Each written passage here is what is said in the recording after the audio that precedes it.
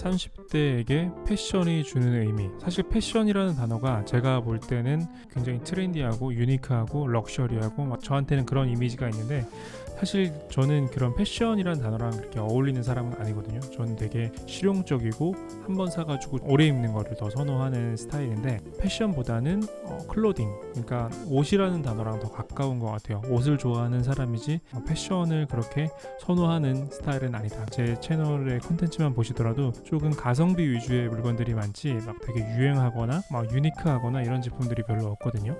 그래도 저 역시도 옛날에 어렸을 때는 패션을 되게 좋아했던 것 같아요. 유행하는 옷들, 비싼 옷들 구매하고 사고 팔고 하면서 계속해서 유지를 했던 것 같은데, 사실 근데 그런 게 굉장히 에너지가 많이 소비되는 일이잖아요. 그러다 보니까 어느 순간은 조금 그런 유행과는 거리를 두면서 좀 실용적인 옷에 관심을 많이 갖게 된 것 같은데, 그래서 오늘은 제가 생각하기에 30대가 패션에서 멀어지는 이유 5가지와 제 채널의 방향성에 대해서도 한번 얘기를 해보려고 합니다. 첫 번째 이유는 바로 재테크인데요. 요즘 대표적으로 유행하는 코인이나 주식을 큰 예로 들 수 있을 것 같은데, 요즘엔 단순하게 저축하는 것보다는 수익의 일정 부분을 비트코인이나 주식에 투자해 보시는 것도 굉장히 좋은 방법이라고 생각을 하는데, 전업 투자처럼 막 하루 종일 차트를 들여다보고 막 이러는 거 있잖아요. 그런 거 말고 제가 보는 투자는 조금 옷 살 돈을 조금 아껴서 좀 저축성으로 투자를 하는 그런 방법이 굉장히 좋다고 생각을 하는데, 제가 이제 해외 프리랜서들이랑 거래를 할 일이 종종 있어요. 그럴 때 이제 거래를 하고 잔돈이 600원 남아있던 계좌가 있었는데, 거기에 보니까 갑자기 금액이 13,000원이 돼 있는 거예요. 600원이 600만 원이었으면 1억 3천이 되는 거죠. 그런 걸 보면서 큰 금액을 놓고 스트레스 받는 것보다는 조금씩 그래도 금액을 넣어놓고 그냥 나한테 좀 잉여 자금 같은 거 있잖아요. 그래서 그런 걸 보고 투자하는 방법도 괜찮다고 생각이 든 것 같아요. 특히나 제가 이런 투자를 했을 때 좋은 점은 돈 버는 걸 떠나서 내가 사회 돌아가는 이야기라고 해야 되나요? 이슈나 경제에 대해서 관심을 갖게 되는 거예요. 그러다 보니까 주변 사람들을 만나거나 어떤 사람들을 만났을 때 불필요한 대화가 아니라 조금 에너지 있는 대화가 되기도 하면서 투자라든지 사업이라든지 업무에 관한 아이디어도 얻을 수 있었고, 그러다 보니까 재테크에 관심을 갖게 되면 옷을 좀 디깅할 시간에 조금 사회라든지 경제에 더 관심을 갖게 되는 것 같아요. 그러면서 성향이 소비에서 투자로 이제 가다 보니까 자연스럽게 패션에서 거리를 두는 첫 번째 이유가 아닌가 싶습니다.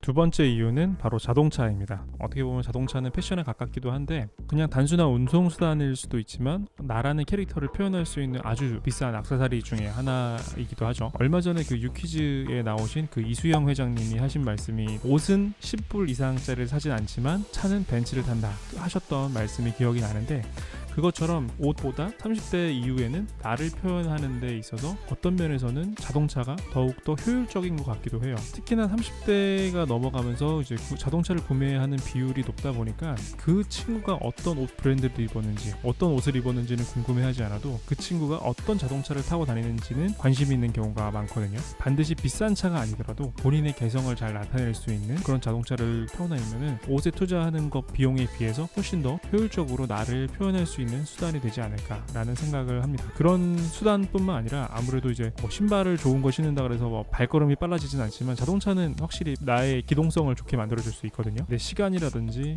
물리적인 제약을 조금 세이브할 때 굉장히 유용한 수단 중에 하나라고 생각을 하고요. 하지만 또 자동차를 구매하시면은 월 고정 지출이 늘어나고 이러다 보니까 자연스럽게 옷 구매를 덜 하게 되고, 그런 것들이 조금 30대 이후에 패션에서 멀어지는 이유가 또 되는 것 같습니다. 네, 세 번째로는 인간관계인데요. 우리가 20대만 하더라도 굉장히 집단의 변화를 많이 겪잖아요. 학교라든지 직장이라든지 동아리, 대외 활동 이런 것들을 많이 하게 되는데, 새로운 사람들을 만날 기회가 많아지다 보니까 자연스럽게 뭔가 비주얼적으로 보여지는 패션에 대해서 되게 신경을 쓰는 것 같은데, 우리나라 평균 취업 연령 나이가 31살인데 30대가 된 이후에는 이제 이런 집단의 변화가 좀 적어지다 보니까 외면으로 보여지는 그런 멋보다는 일을 잘해서 예진 돈을 많이 잘 벌어서 내가 좀 빛나는 모습을 좀 더 가치 있게 생각하는 것 같기는 해요. 이제 새로운 사람을 만날 기회가 별로 없거든요. 그러다 보니까 자연스럽게 매번 보는 사람들 앞에서 되게 꾸밀 필요가 없잖아요. 좀 필요할 때만 꾸미고 평소에는 좀 편한 차림을 선호하게 되다 보니까 자연스럽게 뭔가 조금 패션과는 거리를 두게 되지 않나 싶습니다.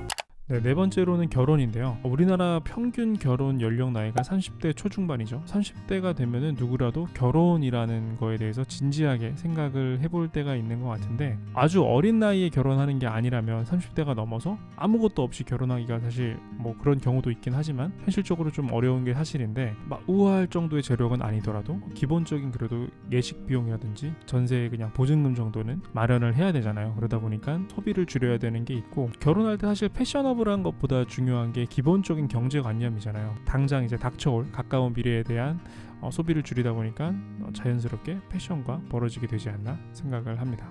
그리고 마지막으로 다섯 번째로는 부동산인데요. 재테크 관점에 있어서 부동산은 아니고 내 집 마련 관점에서 부동산인데, 요즘에 이놈의 콘크리트 구조물이 엄청 비싸졌는데 누구나 내 집 마련의 꿈을 꾸잖아요. 월급만 모아서 구매하기에는 정말 어려운 시대가 됐는데, 옛날에는 15년 정도면은 월급 모아서 내 집 마련을 할 수 있었다고 해요. 요즘 추세로 봐서는 150년은 모아야 구매를 할 수 있을 것 같죠. 저도 부동산에 대해서 이렇게 잘은 알진 못하지만 뭐 청약이라든지 경매라든지 그냥 매매를 하는 방법 이외에도 여러 가지 방법들이 존재를 하기 때문에 기회가 왔을 때 잡기 위해서는 어느 정도 목돈이 있어야 되잖아요. 돈도 없는데 그냥 기회가 왔다 그래서 구매할 수는 없기 때문에 여러분들이 어느 정도 목돈을 좀 준비해 두셔야 되는 것 같아요. 그러니까 이거는 결혼이 가까운 미래라고 말씀을 드렸는데, 이런 내 집 마련 같은 경우에는 좀 장기적인 미래를 위해서 저축을 하다 보니까 자연스럽게 패션과 조금 거리를 두게 되지 않나 싶습니다.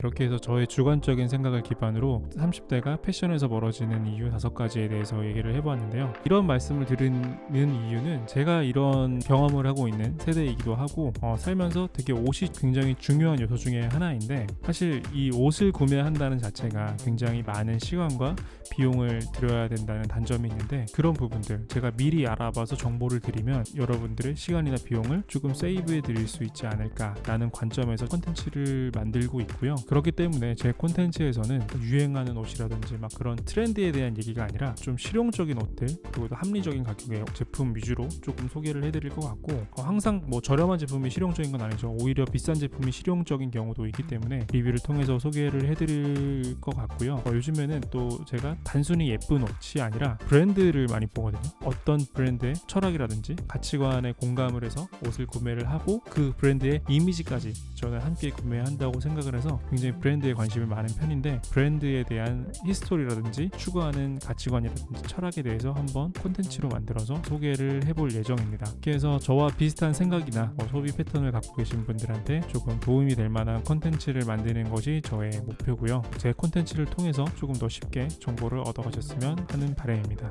오늘 긴 영상 봐주셔서 감사드리고, 저는 또 다음 영상에서 인사드리도록 하겠습니다. 시청해주셔서 감사합니다.